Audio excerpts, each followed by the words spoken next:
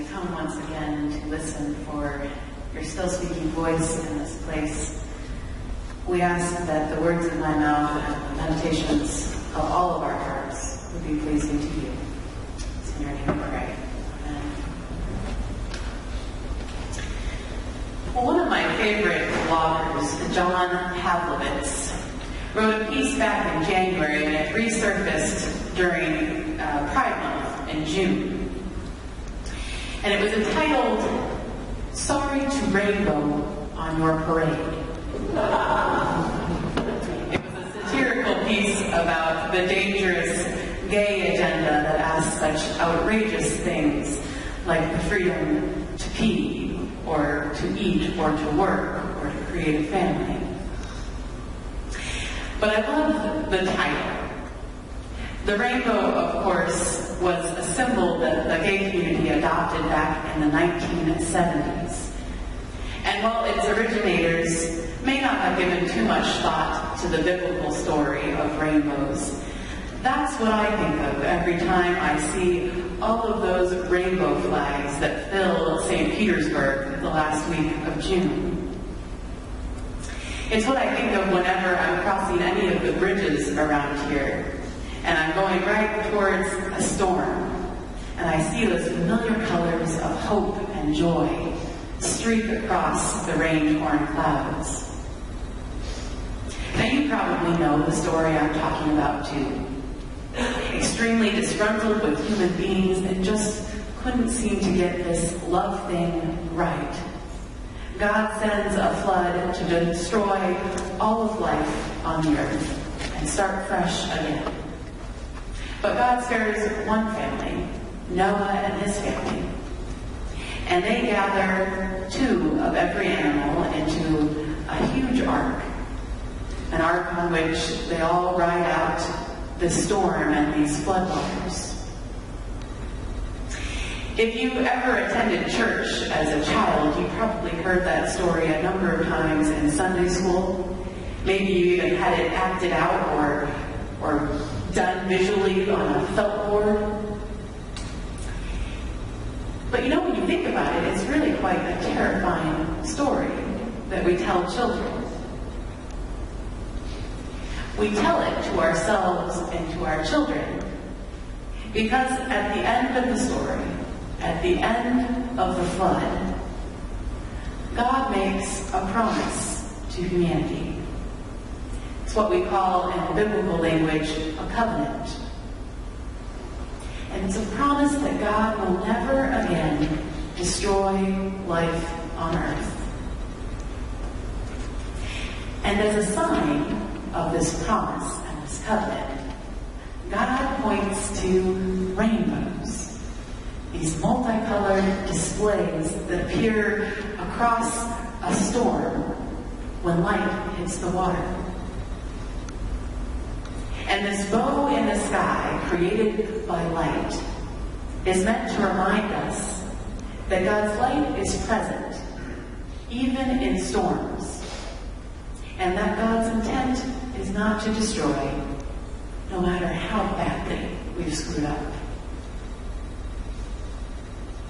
And so as we head out of Pride Month and into this weekend where we celebrate our country, I have to say I find it comforting to know that God will not destroy us, no matter how badly we screw up trying to reach our own ideals as a country of freedom and equality and love and happiness for everyone. I find it comforting to know that God will instead engage with us in the painstaking work of turning in a new direction. As a country right now, I feel like we are waking up to some of our own paths of destruction. We're waking up to the institutionalized, systemic, pervasive racism that still has a chokehold on us. We're waking up to some of the selfish and short-sighted policies that we put forth. That we put forth without really thinking about the world that we were leaving to the next generation. If you've surveyed the political landscape lately, you know that we are certainly in need of a little rainbow promise of life and love. To start this month of July off here in worship in our lectionary, we get another story about pairs of preachers. And this time, it's pairs of Jesus' followers. As commentator Katie Munich notes, it's almost a reversal of Noah's Ark. But instead of the pairs being gathered in, they're being sent out ahead. They're being sent out into the storms, not sheltered from it. Because this time, these pairs are the ones creating a flood. As Munich comments, the flood here isn't destructive. Instead, the coming waters are the waters of baptism, the waters of grace and love. And the pairs of disciples journey, like Noah, like all those pairs of animals, to prepare the land for the new covenant. I kind of like to think that as Jesus is giving his disciples this whole long list of instructions before they go out, that one of the things he may have said to them that just didn't make it down to us was, hey, some people aren't going to like that you're going to rainbow on their parade.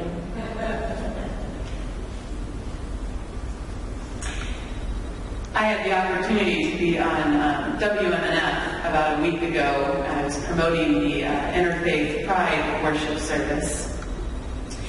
And during the radio interview, the host asked me to comment on a soundbite that he played. And it was a Christian woman who had called in to the Hillsborough County Commissioner's office, I believe, and she was in tears because the county had decided to raise a rainbow flag in the wake of the Pulse shootings.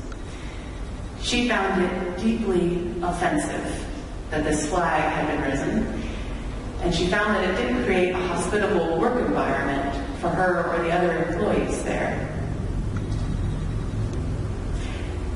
Now I have to say, I struggle to know how to respond to people who find the inclusion and the dignity and the respect of all humanity, the promise of love and life for all people, for people that find that offensive. I don't know exactly how to respond to that. But then again, when I'm reading the Gospels, I also find it really hard to comprehend how the disciples going out to cure the sick, to share a message of peace, to tell people that God's kingdom of love is coming near. I struggle to understand how that was offensive. But it was. In fact, it was so offensive that people sometimes became violent, sometimes even took the lives of these followers. And so today I want to talk about the storms and the wolves and the bullies that we all face.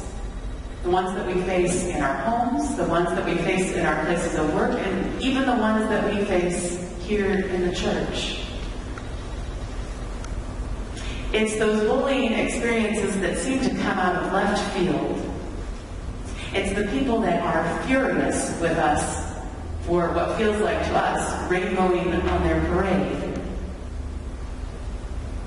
It's the ones who try to get in our way as we attempt to build the beloved community wherever we go. So I want to talk about that. But I also want to talk about the wolf and the bully and the storm of destruction that's inside of each of us. I want to talk about that part of us that also rejects the rainbow promise of God's love and life. And I thought a lot about where to begin that conversation. And here's where I think we need to go. Among all of his instructions to the disciples, this is one of them that Jesus gives them. Whoever listens to you listens to me, and whoever rejects you rejects me, and whoever rejects me rejects the one who sent me. Now, when I first read that this week, I thought, wow, that's sure empowering and liberating. I'm always right.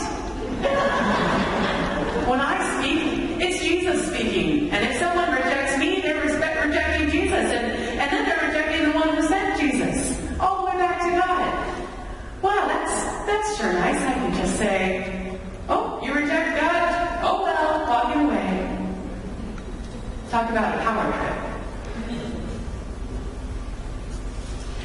But then I thought about the Christian evangelical pastor, maybe even just a couple doors down from here, who might be preaching on those words this morning as well. And what those words might mean for him or for her. I thought about the pastor of that woman who called in tears to the county office about the flag being raised. And you know what? It made me feel a little bit queasy.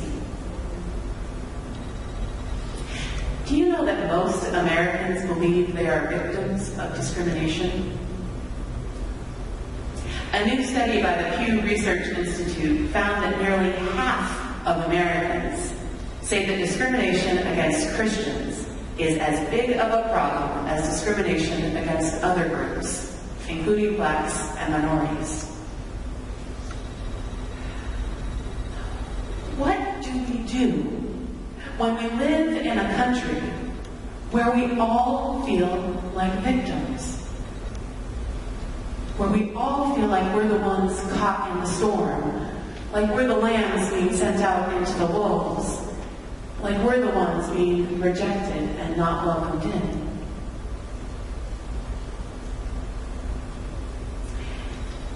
You know, it seems to me that the first step is simply the work of some humble discernment. We have to look inside ourselves. We have to look at our lives and ask, are we the sheep or are we the wolf? Who is it who's sending us for all these different pursuits that we're involved in? Are we carrying God's promise of love and life? Or are we intentionally or unintentionally participating in a system and a message of destruction? This week there was a distant relative of mine who posted on Facebook a picture of megachurch pastor Joel Osteen's church. And below that picture was a picture of Joel Osteen's mansion.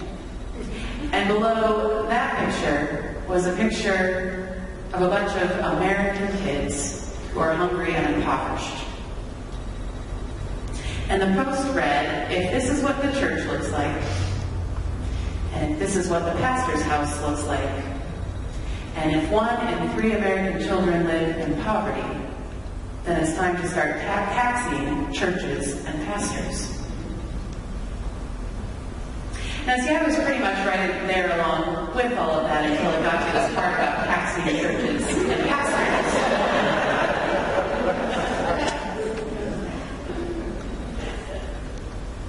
Right away, my defenses went up. Because, you know, that's not really what most churches look like. And that's not really what most churches and pastors' homes look like. And I know plenty of pastors who would be at or right around the poverty level if they had a higher burden of taxes. And I know plenty of churches, perhaps even our own, that would have to close their doors if we had much higher taxes. But then again, I know when I react like that I'm speaking from my own fears about my family's financial security. I know that I'm speaking from my own fears about our congregation's financial security. And those fears keep me from stepping back. They keep me from being able to look at the issue neutrally. They keep me from being able to look at it from a perspective of systemic justice. Those fears make it really hard for me to engage in humble discernment about whether I'm a wolf or a sheep here. And I don't honestly have an answer for you about that one.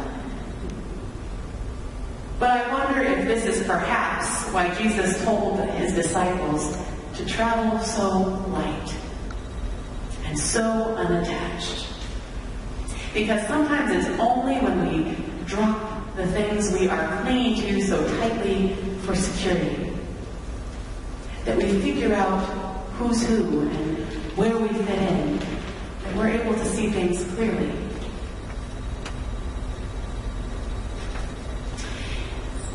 But here's what else I hear in Jesus' instructions to these 70 followers.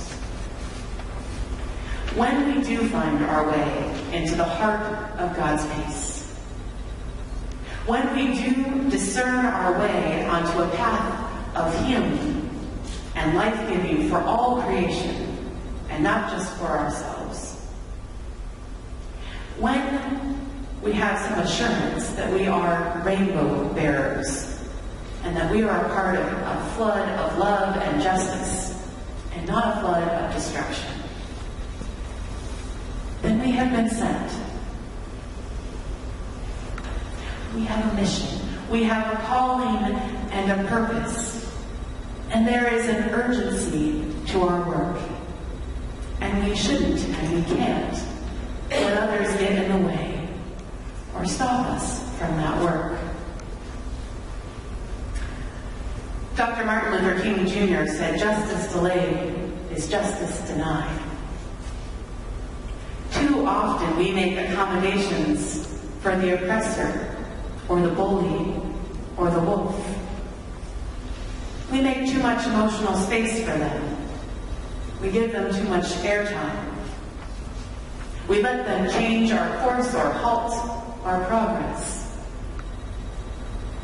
And you know what? Sometimes we do just need to knock the dust off of our sandals, protest, and move on in our journey.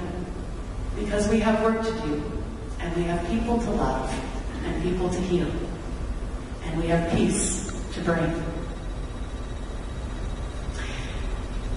I find it amazing in the Gospels and also in my own life that sometimes we find hospitality and kindred hearts for the love and peace of God we bear in the most unexpected places. You know, Jesus found it in the homes of tax collectors and prostitutes. Found it there much more than in the homes of religious leaders, though there were a few of those he found it in too. Parades of destruction can happen anywhere where there is fear. And rainbows of peace can happen anywhere where there is hope. They can happen anywhere where someone risks and sacrifices themselves to welcome and to love and care for someone else. And so this 4th of July weekend, as we celebrate our country, a country that is full of wonderful ideals and terrible fears, I pray that we continue to go out as followers of Christ to create a movement, a flood of love. I pray that we will rainbow on all of the fear-based parades that we encounter. And I pray that we will welcome in all in whom we sense the peace of God. I pray that we will recognize with humility when we are acting as the wolf, when we are rejecting prophets or peace bearers or healers who have been sent into our midst.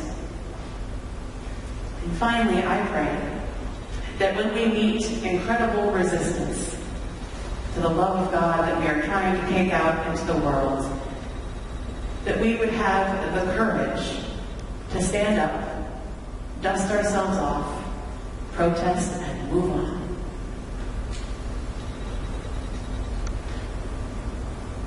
The next hymn we're going to sing is written by an African-American songwriter, James Bar Exam in Florida. And as one biographer writes, he was admired for his able, judicious, creative approach to leadership in an era that was stained by virulent forms of racism. This song was adopted quickly as the African American national anthem. And it's a song which describes all the storms and the tears we have or will encounter on the path to peace. All that we encounter on the way to liberty and justice for all. It's a song that recognizes the already and the not yet of our ideals for this country and of God's promise for our life together. So let us sing Lift Every Voice and sing. It's number 593 in the Black Hymnal.